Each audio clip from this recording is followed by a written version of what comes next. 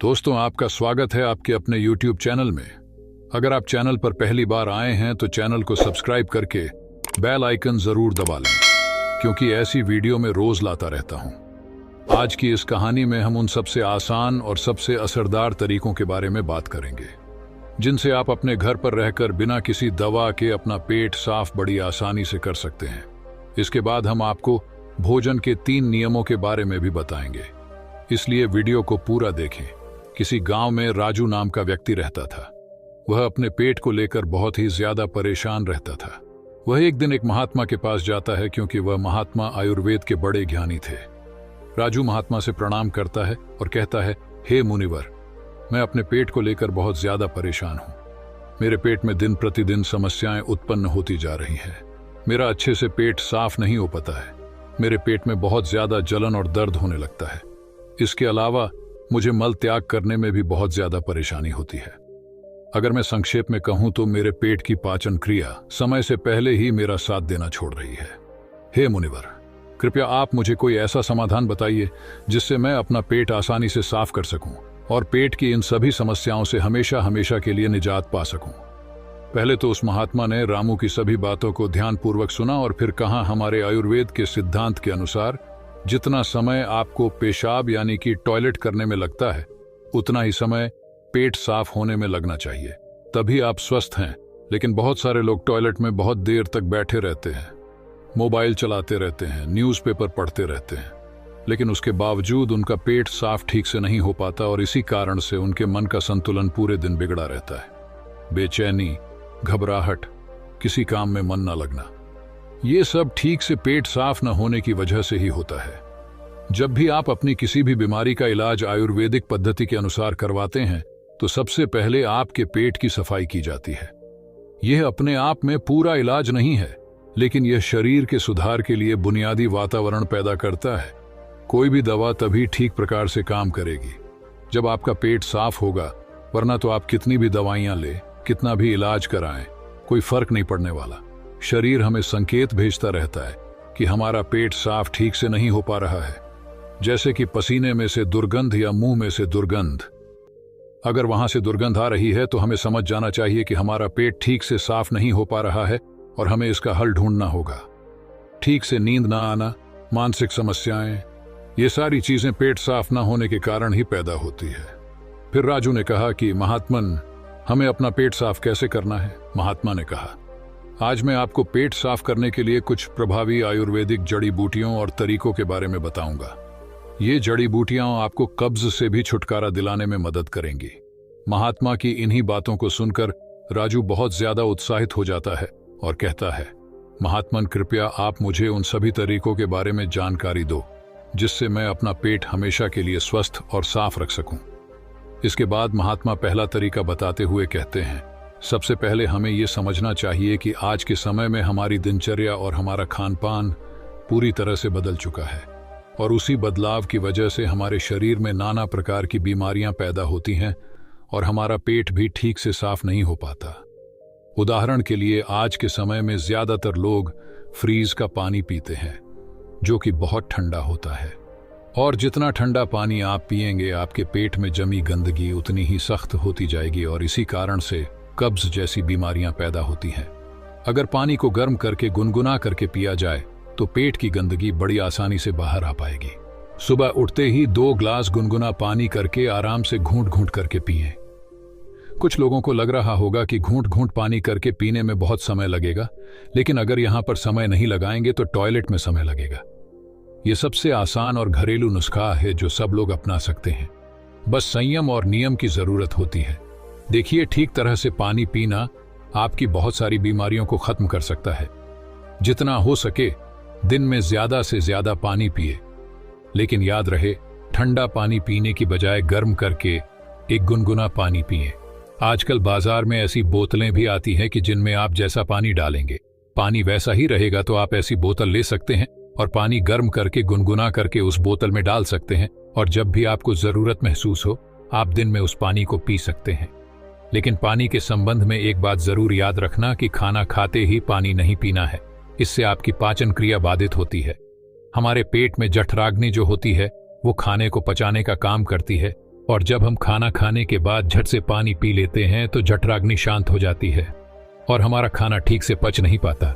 इसीलिए खाने के तकरीबन आधे से पौने घंटे तक पानी न पिएं। ये भी पता होना चाहिए कि पानी को किस तरह से पिए। एक तो खड़े होकर पानी न पिएं। खड़े होकर पानी पीने से घुटनों में और जोड़ों में दर्द की समस्या पैदा होती है। पानी को बैठकर घूंट घूंट करके पिएं, वही पानी सबसे ज्यादा लाभकारी होता है। इसके बाद महात्मा ने राजू को दूसरा तरीका बताते हुए कहते हैं कि खाना खाने के बीच में कम से कम 5 घंटे का अंतर होना चाहिए, जिससे कि जो खाना आपने खाया है वो ठीक से हजम हो सके, उसका पाचन ठीक से हो सके। जब हमारा शरीर पाचन की क्रिया कर रहा होता है तब शरीर के बाकी क्रियाएं धीमी रफ्तार पर चलने लगती हैं। कोशिकाओं के स्तर पर शुद्धिकरण धीमी रफ्तार पर चलने लगता है और इस कारण शरीर अपनी गंदगी खुद साफ नहीं कर पाता। लेकिन अगर आप खाने के बीच में कम से कम 5 घंटे का अंतराल देते हैं तो इससे आपके शरीर को पर्याप्त समय मिलता है कि उसकी कोशिकाएं खुद अपने शरीर की गंदगी साफ कर सके। पश्चिमी भाषा में हम इसे इंटरमिटेंट फास्टिंग भी बोलते हैं, लेकिन इंटरमिटेंट फास्टिंग में ज्यादा समय तक भूखा रहना पड़ता है। उसको हम अर्ध उपवास भी बोल सकते हैं। अब महात्मा ने राजू को तीसरा असरदार तरीका बताते हुए कहते हैं, अपने पेट को साफ करने के लिए हमें यह समझना होगा कि जो लार होती है वही हमारे खाने को पचाने का काम करती है। जितनी ज्यादा मात्रा में लार पैदा होगी उतनी ही आसानी से खाना पच जाएगा। कुछ लोगों का मुंह हमेशा सूखा सूखा रहता है, उसमें लार पैदा नहीं होती, इसीलिए उनका खाना ठीक से हजम नहीं हो पाता। इसके लिए जरूरी है कि हमारा शरीर सही मात्रा में लार पैदा करे। उसके लिए हमें ज्यादा से ज्यादा सलाद खाना चाहिए। सलाद खाने से लार पैदा होती है, फाइबर होते हैं उसमें, जिससे हमारा खाना आसानी से हजम हो जाता है। इसके अलावा खाना खाने के बाद कुछ मीठा खाया जा सकता है। जिन लोगों को शुगर या डायबिटीज नहीं है वे आसानी से मीठा खा सकते हैं और वो मीठा खाने के कारण उनके शरीर में लार पैदा होने लगती है, जिससे कि पाचन क्रिया आसान हो जाती है। अगर आप सलाद को खाना खाने से पहले खाते हैं तो वो ज्यादा लाभकारी होता है। उससे आपकी भूख बढ़ती है और आपके शरीर में लार पैदा होनी शुरू हो जाती है। इसके बाद महात्मा ने रामू को चौथे तरीके में अपनी आहार नली को साफ रखने के बारे में बताया। उसको हम कैसे साफ रख सकते हैं? देखिए, आहार नली में से ही खाना हमारे पेट में जाता है। अगर आहार नली ठीक से साफ नहीं होगी तो हमारे खाने के साथ ऐसे कीटाणु हमारे पेट में पहुंचेंगे जो हमारे शरीर को नाना प्रकार से नुकसान पहुंचाएंगे। इसलिए जरूरी हो जाता है कि जो आहार नली है उसमें जो कीटाणु है उनकी ठीक से सफाई हो जाए। और इसके लिए सबसे ज्यादा लाभकारी होता है नीम। नीम एक ऐसा दिव्य पेड़ है जो भारत में बड़ी आसानी के साथ उपलब्ध हो जाता है। हर जगह मिल जाता है। नीम की पत्तियों को और हल्दी को पीसकर एक छोटी सी गोली बन जाती है। कुछ दिनों तक सुबह उठकर उस गोली को पानी के साथ सीधा गटक लिया जाए, जिससे कि आपकी आहार नली पूरी तरह से साफ हो जाए। हमेशा नहीं करना है, ये सिर्फ 7 दिनों तक करें। 7 दिनों में आपकी आहार नली पूरी तरह से साफ हो जाएगी। हर 3 महीने में इसको दोहराते रहें, जिससे कि आपकी आहार नली समय समय पर साफ होती रही और आपके पेट में ऐसे कीटाणु कभी न पहुंच पाए जो आपकी पाचन क्रिया को बाधित करते हैं।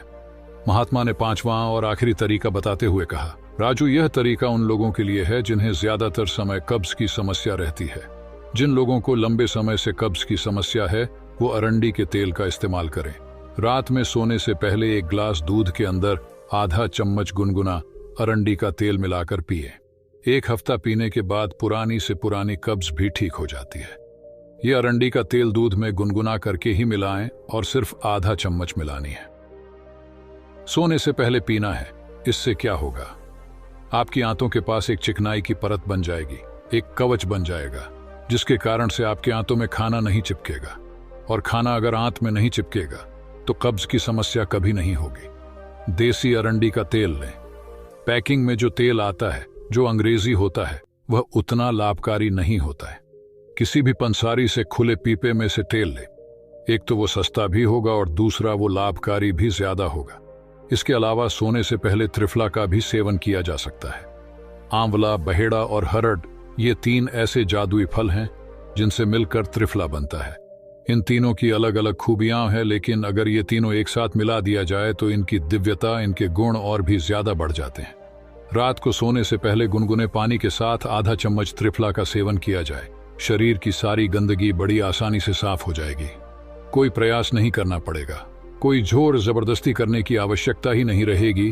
तो ये कुछ आसान से घरेलू उपाय थे जिनको अपनाकर कोई भी अपने शरीर को स्वस्थ रख सकता है, अपने पेट की ठीक से सफाई कर सकता है। पेट साफ करने के बाद महात्मा ने राजू से कहा, राजू, अब मैं आपको भोजन के उन 3 नियमों के बारे में बताने जा रहा हूं, जिसे अपनाने पर पेट से संबंधित कोई भी बीमारी नहीं होगी, क्योंकि पेट में होने वाली बीमारियां हमारे खान पान पर निर्भर करती हैं। महात्मा ने पहला नियम बताते हुए शुरू किया, अपने आहार में 40 से 50% सजीव भोजन शामिल करें। चाहे वह फल हो, हरी सब्जियां हों, सूखे मेवे हों या अंकुरित अनाज हों, कुल मिलाकर इसे पकाया नहीं जाना चाहिए। ज्यादातर लोग मृत भोजन खाते हैं और फिर स्वस्थ रहने की उम्मीद करते हैं। मृत भोजन खाने का मतलब है कि हम किसी मृत चीज से जीवन निकाल रहे हैं, इसलिए इसमें कुछ लगेगा। हमारे शरीर से ऊर्जा निकलती है तो यह हमें ऊर्जा देती है। भोजन को पचाने के लिए आवश्यक सभी पाचक रस न केवल शरीर में पाए जाते हैं बल्कि उस भोजन में भी पाए जाते हैं। लेकिन जब हम उस भोजन को पकाते हैं तो उसमें से बहुत से पाचक रस नष्ट हो जाते हैं, और जब हम बिना पाचक रसों के खाना खाते हैं तो हमारे शरीर को उन सभी पाचक रसों को दोबारा बनाना पड़ता है जो नष्ट हो गए हैं। लेकिन किसी व्यक्ति का पाचन तंत्र कितना भी अच्छा क्यों ना हो, वह उन सभी पाचक रसों को दोबारा नहीं बना सकता जो नष्ट हो गए हैं। राजू ने पूछा, महात्मन, दूसरा नियम क्या है? महात्मा ने कहा, दूसरा नियम शुद्ध शाकाहारी भोजन खाएं, यानी जो भोजन पेड़ों से मिलता है, जानवरों से नहीं। मांस, मछली, अंडा न खाएं। प्रकृति ने हमारे शरीर को जानवरों को खाने के लिए नहीं बनाया है। महात्मा ने तीसरा नियम बताया कि बासी भोजन या लंबे समय तक रखा हुआ भोजन नहीं करना चाहिए। 70वें अध्याय के 10वें श्लोक में भगवान श्री कृष्ण कहते हैं कि जो भोजन पकाया जाता है उसे पकाने के 3 घंटे के भीतर ही खा लेना चाहिए, क्योंकि 3 घंटे के बाद वह भोजन तामसिक हो जाता है और उसमें से जीवन समाप्त होने लगता है। इसीलिए भारतीय यौगिक संस्कृति में पका हुआ भोजन किया जाता है। 3 घंटे से ज्यादा देर से रखा है तो खाना नहीं चाहिए। हमारे पूर्वजों ने भी इसी नियम का पालन किया था, इसलिए खाना सीधे चूल्हे से उनकी थाली में आ जाता था। लेकिन आजकल ज्यादातर लोग सुबह का खाना शाम को खाते हैं और रात का बचा हुआ खाना सुबह खाते हैं और कई बीमारियों को निमंत्रण देते हैं। महात्मा ने राजू को तीनों नियम बताने के बाद अपने ध्यान केंद्रित में लग गए और राजू ने महात्मन को प्रणाम किया और वहां से चला गया। तो दोस्तों, यदि आप भी इन तीनों नियमों का पालन करोगे तो तुम्हारी बीमारी भी ठीक हो जाएगी और तुम भी ठीक हो जाओगे। ऐसी कहानी बनाने का सिर्फ एकमात्र मकसद है कि इंसान अपना इलाज खुद करना सीखे। पश्चिमी दवाएं, अंग्रेजी दवाएं एक तो काम बहुत कम करती हैं और काम कर भी जाती है तो वो शरीर में दूसरे नुकसान पहुंचाती हैं जिनका हमें पता ही नहीं होता। लेकिन हमारे आयुर्वेद में वगभट्ट जी ने ऐसे बहुत सारे तरीके बताए हैं जिनसे घरेलू नुस्खे अपनाकर अपने शरीर को हमेशा हमेशा के लिए स्वस्थ रखा जा सकता है। तो दोस्तों, यदि आप भी इन 3 नियमों का पालन करोगे तो तुम्हारी बीमारी भी ठीक हो जाएगी और तुम भी ठीक हो जाओगे। ऐसी कहानी बनाने का सिर्फ एकमात्र मकसद है कि इंसान अपना इलाज खुद करना सीखे। पश्चिमी दवाएं, अंग्रेजी दवाएं एक तो काम बहुत कम करती हैं और काम कर भी जाती है तो वो शरीर में दूसरे नुकसान पहुंचाती हैं जिनका हमें पता ही नहीं होता। लेकिन हमारे आयुर्वेद में वाग्भट्ट जी ने ऐसे बहुत सारे तरीके बताए हैं जिनसे घरेलू नुस्खे अपनाकर अपने शरीर को हमेशा हमेशा के लिए स्वस्थ रखा जा सकता है। तो फिर क्यों हम अंग्रेजी दवाओं की तरफ दौड़ रहे हैं? हमें अपनी सभ्यता, अपनी संस्कृति और अपने ज्ञान पर भरोसा करना चाहिए, उसे अपनाना चाहिए, उसके बारे में पूरी जानकारी लेनी चाहिए।